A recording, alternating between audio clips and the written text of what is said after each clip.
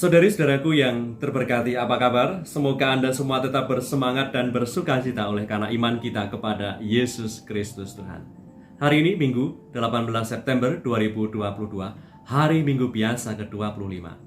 Sabda Tuhan yang akan kita dengar dan renungkan hari ini dari Injil Suci menurut Lukas bab 16 ayat 1 sampai 13.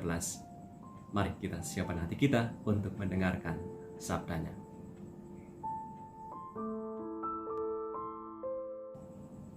Sekali peristiwa, Yesus bersabda kepada murid-muridnya, "Ada seorang kaya yang mempunyai seorang bendahara.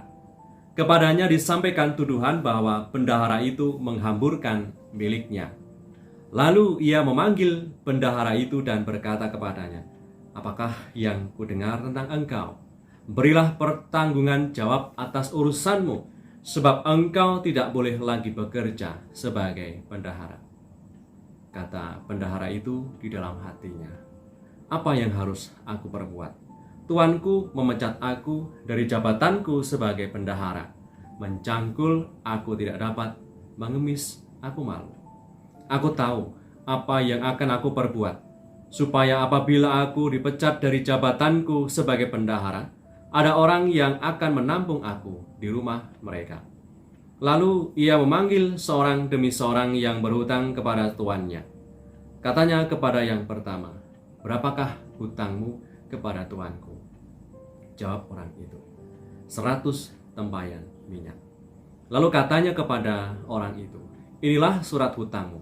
Duduklah dan buatlah surat hutang lain sekarang juga, 50 tempayan.' Kemudian ia berkata kepada yang kedua, 'Dan berapakah hutangmu?' Jawab orang itu, 100 pikul gandum. Katanya kepada orang itu, 'Inilah surat hutangmu, buatlah surat hutang lain 80 pikul.' Lalu Tuhan itu memuji bendahara yang tidak jujur itu karena ia telah bertindak dengan cerdik. Sebab anak-anak dunia ini lebih cerdik terhadap sesamanya daripada anak-anak terang. Dan aku berkata kepadamu, ikatlah persahabatan dengan mempergunakan mamon yang tidak jujur, supaya jika mamon itu tidak dapat menolong lagi, kamu diterima di dalam kemah abadi. Barang siapa setia dalam perkara-perkara kecil, ia setia juga dalam perkara-perkara besar. Dan barang siapa tidak benar dalam perkara-perkara kecil, ia tidak benar juga dalam perkara-perkara besar. Jadi, jikalau kamu tidak setia dalam hal mamon yang tidak jujur, siapakah yang akan mempercayakan kepadamu harta yang sesungguhnya? Dan jikalau kamu tidak setia dalam harta orang lain, siapakah yang akan menyerahkan hartamu sendiri kepadamu? Seorang hamba tidak dapat mengabdi kepada dua tuan. Karena jika demikian, ia akan membenci yang seorang dan mengasihi yang lain, atau ia akan setia kepada yang seorang dan tidak mengindahkan yang lain. Kamu tidak dapat mengabdi kepada Allah dan kepada mamon." Demikianlah sabda Tuhan. Terpujilah Kristus.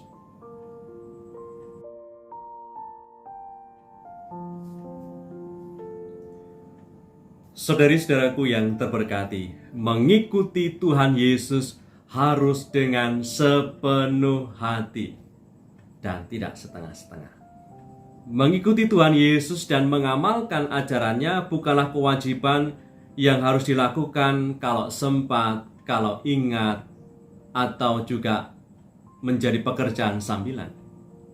Sebagai murid Tuhan, sudah menjadi panggilan kita untuk memperjuangkan ajaran cinta kasih-Nya dengan segenap hati, dengan segenap jiwa dan tenaga kita, bukan sebagai suatu panggilan yang paruh waktu atau hanya sekedar mengisi waktu senggang saja dalam mewujud nyatakan ajaran cinta kasih Tuhan. Perumpamaan yang kita dengar hari ini tentang bendahara yang tidak jujur menantang kita untuk menggunakan berkat yang diberikan Tuhan kepadamu, kepada kita, kepada saya, yaitu waktu, bakat, kesehatan, dan kekayaan dengan baik dan bijak. Supaya segala yang kita miliki itu bisa membantu kita sebagai sarana kita untuk bisa mencapai hidup kekal, mencapai kebahagiaan kekal. Dan kita berada di jalur yang benar hanya jika kita menggunakan kekayaan duniawi, bakat keterampilan kita hanya untuk mencapai kebahagiaan sejati. Tujuannya adalah tujuan surgawi. Sebab kehidupan kekal setelah kematian itu bergantung dari seberapa tekun kita dalam melakukan dan memperjuangkan kehendak Allah. Semakin setia kita melakukan dan memperjuangkan yang baik dan benar seturut apa yang dikehendaki oleh Tuhan, maka semakin layak diri kita ambil bagian dalam sukacita abadi bersamanya. Seperti yang pernah dikatakan oleh Yohanes Chrysostomus, di mana ia mengatakan demikian, kesetiaan dalam hal-hal kecil adalah hal yang besar. Ketika misalnya saja bendahara yang tidak jujur tadi itu di dalam mengurus bendahara keuangan milik tuannya, ia dengan jujur melaporkan segala yang dimilikinya, tentu ketika ia setia dalam hal kecil, maka dia pun akan juga dipercaya dan dipuji oleh tuannya, oleh karena keutamaan yang baik yang diperjuangkan dan diperlihatkannya kepada kita. Saudari-saudaraku yang terberkati, memang selama kita hidup di dunia ini, kita itu butuh yang namanya income, butuh yang namanya pendapatan, dan butuh juga kenyamanan. Tentu itu tidak salah. Kita butuh semuanya itu untuk bisa menopang kehidupan kita di dunia kita ini yang sifatnya sementara. Tadi Tuhan mengatakan demikian, ikatlah persahabatan dengan mempergunakan mamon yang tidak jujur, supaya jika mamon itu tidak dapat menolong lagi, kamu diterima di dalam kemah abadi. Saudari-saudaraku, dalam persahabatan itu tidak ada yang namanya kelekatan. Yang ada adalah saling menguatkan, saling mendukung, berjalan sejajar dan beriringan. Maka kalau Tuhan Yesus meminta kita untuk bersahabat, mengikat persahabatan dengan mamon, dengan uang, dengan materi, dengan kekayaan, artinya kita itu selama hidup di dunia ini kita butuh yang namanya uang untuk menopang hidup kita tanpa, ini yang penting, tanpa harus melekat dan terikat, apalagi tergantung kepada mamon, kepada kekayaan, kepada uang itu.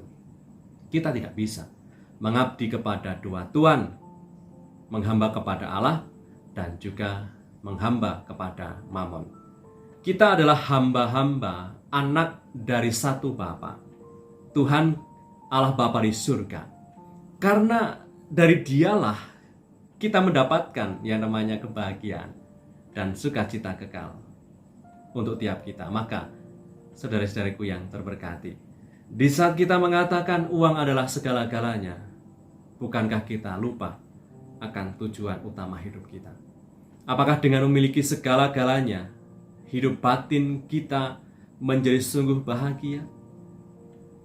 Siapapun kita diundang untuk mampu menemukan ini, kebahagiaan dan sukacita sejati ketika kita mau mendekatkan diri kepada Tuhan dan selalu mengandalkan Dia, karena dari Dialah kita akan mendapatkan kebahagiaan kekal itu. Dari Tuhan sajalah kita mendapatkan sukacita dan kebahagiaan kekal. Maka saudara-saudariku yang terberkati, mari kita bersama-sama menggunakan kekayaan duniawi, kesejahteraan duniawi, dan harta milik kita dengan bijaksana dan benar. Membagikan keterampilan dan bakat kita demi kemajuan bersama dan untuk kebaikan semakin banyak orang. Marilah berdoa. Dalam nama Bapa dan Putra dan Roh Kudus. Amin. Allah Bapa sumber kebahagiaan kami, Engkau memanggil setiap orang untuk ambil bagian dalam sejarah keselamatan. Semoga kami yang dikuatkan dan disegarkan oleh sabda-Mu tetap setia melaksanakan tugas kewajiban kami sebagai murid-murid Yesus Kristus, Putra-Mu, yang setia mulai dari hal-hal yang kecil dan sederhana. Sebab Dialah Tuhan dan Penyelamat kami, yang hidup dan berkuasa bersama Engkau dalam persekutuan Roh Kudus, Allah Meraja sepanjang segala masa. Amin. Berkatalah Yang Maha Kuasa turun atas kita semua, Bapa, Putra, dan Roh Kudus. Amin. Saudari-saudaraku, dimanapun Anda berada, dan dalam situasi apapun hidupmu, tetap semangat, tetap optimis, and stay calm with Jesus.